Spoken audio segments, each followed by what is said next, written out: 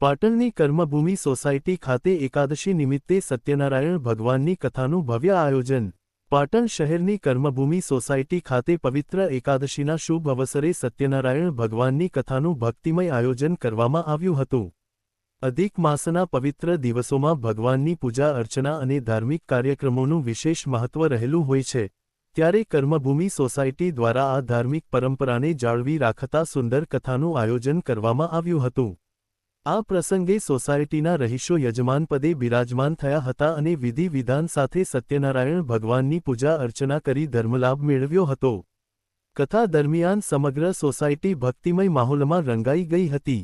ભગવાનના જયઘોષ અને ધાર્મિક વાતાવરણ વચ્ચે હાજર ભક્તજનોએ શ્રદ્ધાભાવપૂર્વક કથાનું શ્રવણ કર્યું હતું।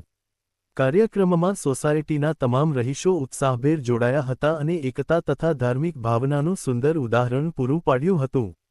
અને કથાનું રસપાન સોસાયટીના પરેશભાઈ શાસ્ત્રી દ્વારા કરાવવામાં આવ્યું હતું અને કથા પૂર્ણ થયા બાદ ઉપસ્થિત ભક્તજનો માટે ફરાળી નાસ્તાની સુંદર વ્યવસ્થા પણ કરવામાં આવી હતી, જેનો સૌએ લાભ લીધો હતો।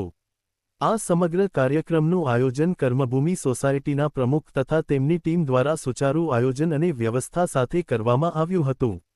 સત્યનારાયણ ભગવાન કી, વિનોદભાઈ, અનિલ